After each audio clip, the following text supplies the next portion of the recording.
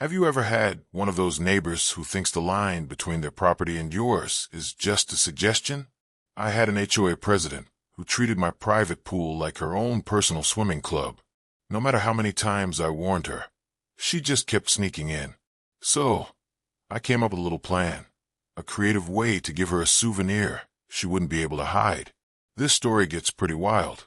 So if you enjoy stories about entitled neighbors getting exactly what they deserve, make sure you hit that like button and subscribe so you don't miss what happens next.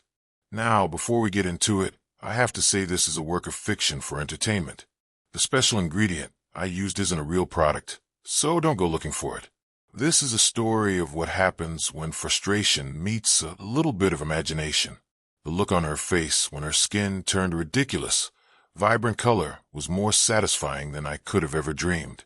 What would you do if your neighbor thought your property was theirs? Let me know in the comments. The Dream and the Dragon. My name is Marcus, and for 22 years, my life was all about the rigid structure and discipline of the Army. When I retired as a sergeant, I didn't want to party. All I wanted was quiet. I found it in a modest ranch house in a sleepy suburb. It wasn't fancy, but it had a huge oak tree out front and, most importantly, a pristine, in-ground pool out back. That pool was my symbol of peace, a private oasis where I could just float and let the memories of sand and conflict dissolve. I spent the first month just being. I fixed the fence, patched up the deck, and spent hours just skimming leaves off the water. It was my sanctuary. And then I met Karen. Karen was our HOA president. She introduced herself not with a pie, but with a clipboard and a frown. She marched up my driveway one afternoon while I was watering my flowers, her heels clicking with an authority that was just unnerving. "Marcus Johnson?" she asked, less like a question and more like a summons. "That's me," I said with a friendly smile. It wasn't returned. "I'm Karen, president of the HOA," she announced, as if expecting a salute. "Doing my weekly rounds." "You're welcome, Matt," she said, pointing a pen at the simple mat by my door. "Is non-compliant. Bylaws state all welcome mats must be no more than 24 inches wide. This is clearly 26. You have 48 hours to fix it, or you'll get a citation." I stared at her, then at the mat, then back at her. It was so absurd I almost laughed. "Are you serious?" "Deadly," she replied, her eyes scanning my property like a hawk hunting for its next meal. "The rules maintain our property values." And with that, she turned on her heel and marched to the next house. That was my introduction to Karen. I should have seen it as a warning sign. A few days later, the real trouble started. It was a scorching Saturday. I was inside making a sandwich when I glanced out the window and saw a splash. My heart jumped, thinking an animal had fallen in. I rushed to the back door, and it wasn't an animal. It was Karen, in my pool, floating on her back in a bright pink swimsuit, as if she owned the place. I stood there for a solid minute, just stunned. This wasn't a community pool. This was my backyard. I took a deep breath, reminded myself I was a calm, rational retiree now, and walked outside. "Excuse me," I said, keeping my voice level. Karen lazily turned her head. "Oh, hello, Marcus. Wonderful day for a swim, isn't it?" "It is," I agreed, "but this is a private pool." She waved a dismissive hand. "Oh, don't be silly. I'm the HOA president. I'm just inspecting it, making sure it's up to community standards. Can't have a green, swampy pool bringing down the neighborhood aesthetic, can we?" The lie was so blatant it was almost impressive, but I kept my cool.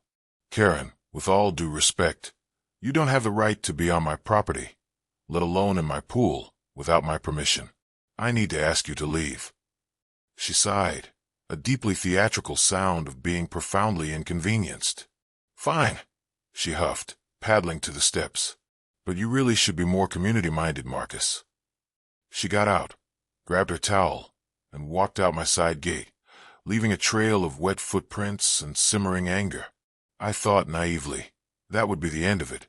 I had set a clear boundary. I was wrong. It wasn't the end. It was just the beginning of a war I never wanted. The escalation. A week went by without a Karen sighting. I even replaced the non-compliant welcome mat because it was easier than fighting her. I started to think she'd actually gotten the message. That hope was obliterated the following Friday. I came home from running errands to the sound of laughter from my backyard. My stomach tightened. I peeked through the gate, and there she was, holding court in my pool again. But this time, she brought friends, a guy and a woman splashing around like it was a resort. Iced tea glasses and a plate of cookies sat on my patio table. They had made themselves at home. My blood started to boil. This wasn't an inspection. This was a full-blown trespass. I strode into my backyard, and this time, all politeness was gone. Everybody out. Now I commanded. Her friends looked startled, but Karen just rolled her eyes. Oh, for heaven's sake, Marcus. Lighten up. We are neighbors, just enjoying the amenities. This is not an amenity. I shot back, my voice rising. This is my private property. You were warned. You are trespassing. The man, who looked like he spent a lot of time at the gym, swam to the edge. Hey man, relax. Karen said it was fine. She's the president. I don't care if she's the Queen of England, I said, pointing to the gate. Out, all of you, before I call the police. The threat of calling the cops finally did the trick. The friends scrambled out, grabbing their stuff with sheepish apologies. But Karen, she took her sweet time, climbing out with an air of defiance, wrapping her towel around herself like a robe. You are making a very big mistake, she hissed. You're new here. You don't get how things work. I run this neighborhood. You'll regret this. As she stormed out, I felt a cold realization. Her entitlement wasn't just about being an HOA president. To her, I was an outsider in this mostly white, affluent neighborhood. My home, my pool that I had worked my whole life for, was just another thing she felt entitled to control. That's when something inside me shifted. Frustration turned into cold, hard resolve. She wanted a war. Fine, but I was a soldier. I knew how to fight, and the best battles are won with strategy. My training kicked in. First step, reconnaissance. I installed 3 high-definition security cameras the next day. One on the pool, one on the side gate, and one on my front door. Discreet, but they saw everything. Next, I started a folder on my computer. HOA nonsense. I documented the welcome mat citation and logged the dates and times of her trespassing, backed up by video. I was building a case, piece by meticulous piece. My secret weapon came from my next-door neighbor, Carol, a sweet elderly woman who brought me brownies after seeing the commotion. That Karen is a menace, she whispered. Tried to find me once because my garden gnome was, and I quote, displaying a whimsical attitude inconsistent with the community's aesthetic standards. I had to laugh. That sounds about right. Listen, she said, leaning closer. I used to be on the board. I have a copy of the full HOA covenants. The real ones, not the watered-down version she gives out. You should have it. That night, I pored over the binder she gave me, and there it was, in black and white. Board members had no right to enter private property for non-emergency reasons without written consent. Her inspections were a total sham, but I knew just proving her wrong wouldn't be enough. She'd lie, twist it, play the victim. Karen needed to be defeated publicly, humiliated. She needed a lesson so profound she'd never think about setting foot on my property again. My anger needed a creative outlet. I wanted malicious compliance of the highest order. So, I went back to my computer. But this time, my search history got weird. I started looking up things like harmless chemical prank and skin-safe dye. This led me down a rabbit hole of movie production forums and prank websites. And that's where the idea for Aquastain Blue was born. Now, remember what I said. This stuff is pure fiction. You can't buy it. But in my story, it was the perfect tool. A concentrated, non-toxic, food-grade dye that was totally invisible in chlorinated water. The magic was how it worked. After about 10 minutes of continuous contact with skin, it would react with body heat and oils, bonding to the top layer of skin and turning it a brilliant, impossible-to-hide shade of cobalt blue. It wasn't permanent, fading after a few days of hard scrubbing. But for those few days, the person would look like a very, very angry Smurf. It was brilliant, theatrical, and best of all, it was the centerpiece of my plan. If someone is trespassing where they've been repeatedly warned not to be, they kind of bring the consequences on themselves, right? I imagined ordering a small, concentrated bottle. The price was steep, but in my mind, it was an investment in my future peace. A slow smile spread across my face. The trap was ready. Operation Blue Karen was a go. The payoff. The imaginary bottle of Aquastain Blue arrived a week later. It sat in my garage, a patient predator. I let Karen get comfortable, letting her sneak in for a quick dip the next weekend. I logged it, said nothing, and let her think she'd won. The forecast for the following Saturday predicted a heat wave. It was perfect. That morning, I woke up with a sense of purpose. I went to the garage and grabbed the little bottle. The instructions in my head were simple. Pour the contents into the skimmer and let the pool's filter do the rest. The clear liquid vanished into the system without a trace. The water looked as pristine as ever. I went inside, made coffee, and pulled up the pool camera's live feed on my tablet.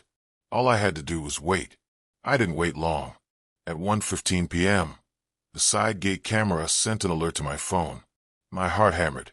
There she was. In walked Karen in a new white swimsuit, looking smug. And she wasn't alone. She brought her two friends again, carrying coolers and beach bags. They were settling in for the day. See, all bark and no bite. I heard Karen say on the camera's mic, probably scared of me. They all laughed, set up their towels, and jumped into the pool. Splash. The clock started. 1:21 p.m. I began a silent 10-minute countdown. I watched them on my tablet, a spy in my own home. They were loud and obnoxious, completely oblivious in their little world of entitlement. 10 minutes passed. Nothing. 11. 12. My confidence started to wobble. Was the imaginary chemical a dud? And then it happened. It started with the guy, Greg. He lifted a hand to wipe his brow, and I saw it. A faint bluish tint on his fingertips. He didn't notice. At the 13-minute mark, the woman, Linda, was the first to speak. She lifted her arm out of the water. She froze. Karen, she said, her voice shaky. My arm looks weird. Karen, busy with a compact mirror, scoffed. It's just the reflection of the water, Linda. Don't be so dramatic. No, really, she said, sitting up.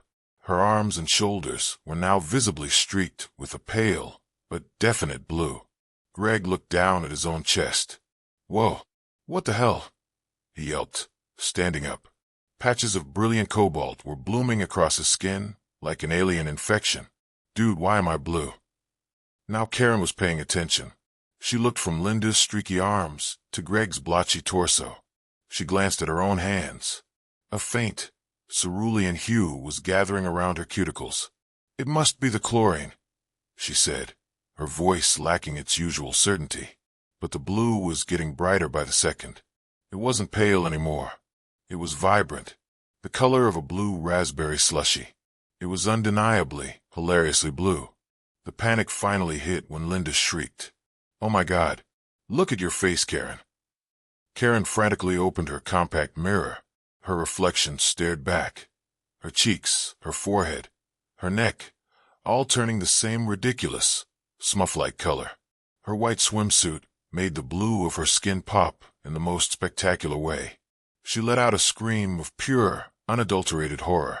It was a sound I will cherish for the rest of my days. The scene exploded into chaos. They all scrambled out of the water, slipping and screaming. What is this? Greg yelled, frantically rubbing his arms with a towel, which only smeared the dye and made it worse. It won't come off. Linda wailed, trying to use the hose on her legs. But Karen was the main event. She stood there, dripping in blue, staring at her hands. Then, her eyes shot up and locked with mine through the sliding glass door. I didn't hide. I just stood there, holding my coffee cup, and gave her a slow, deliberate nod. The recognition in her eyes was followed by pure rage. You, she shrieked, pointing a trembling, blue finger at me. You did this. I just took a sip of my coffee. They gathered their things in a flurry of curses. "I'm suing you. This is assault. This is a chemical attack," she screamed as she ran out of my yard, her blue skin glistening in the sun. I watched them go. Then I sat down, saved the recording, and labeled the file. Operation Blue Karen mission accomplished. And for the first time in a month, I laughed. A deep, long, satisfying laugh that came from the bottom of my soul. The aftermath. The fallout was even more glorious than I could have imagined. Within an hour, the neighborhood social media page blew up. Someone saw Karen and her two blue friends scurrying down the street. The nickname Blue Karen was born instantly. Memes started to appear. Someone photoshopped her face onto a smuff. It went locally viral. Karen tried to do damage control, posting a frantic message claiming there had been a dangerous chemical leak in my pool and she was a hero for investigating it. Nobody bought it, especially after I posted a simple comment under her post. My private property is equipped with security cameras. Trespassing is a crime. The next HOA meeting was that Wednesday. The room was packed. Word had gotten out. I saw Carol, who gave me a subtle thumbs up. A few minutes later, Karen walked in. The room went silent. She wore a turtleneck and a thick layer of foundation that couldn't quite hide the bluish tint around her hairline. She looked furious. She gripped the podium and tried to start the meeting. The first item on the agenda is the fall landscaping budget. That's when I stood up. "Madam President," I said, my voice calm but loud, "I believe there's a more pressing matter. Your repeated, illegal trespassing on private property." A murmur went through the crowd. Karen's face turned beet red under her makeup. "That is a baseless accusation, Mr. Johnson." "Is it?" I asked, walking to the front with my laptop. With the board secretary's prior permission, I connected to the projector. Let's start with Exhibit A. A crystal-clear image of Karen's first inspection popped onto the screen. Then, a video of her second visit with friends, their conversation clear as day. The homeowners were glued to the screen. "And now," I said, "for my personal favorite, Exhibit C." I played the video from Saturday.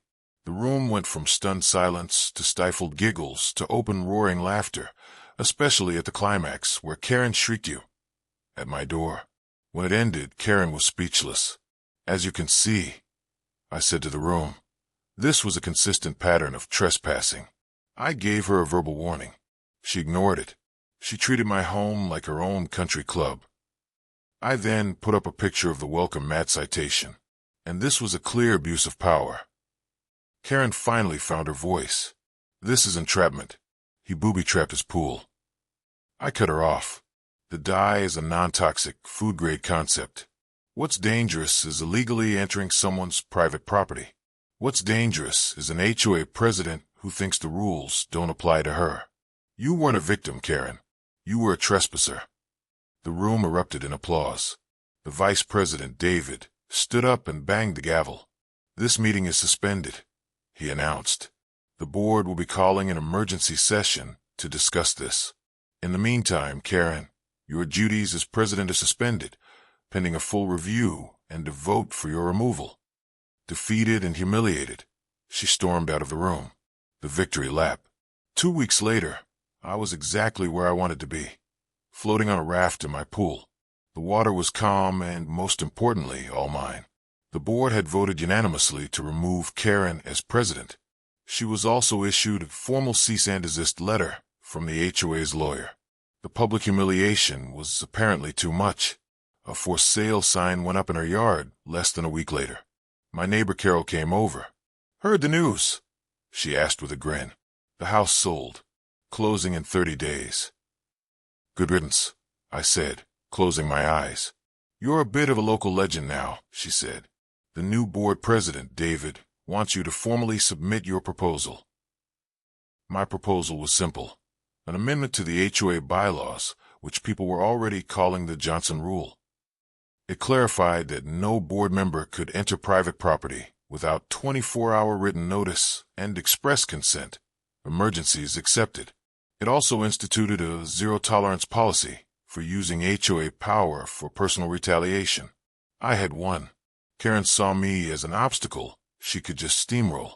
She never imagined the quiet sergeant would dismantle her entire kingdom with a folder of evidence and a bit of colorful, creative justice.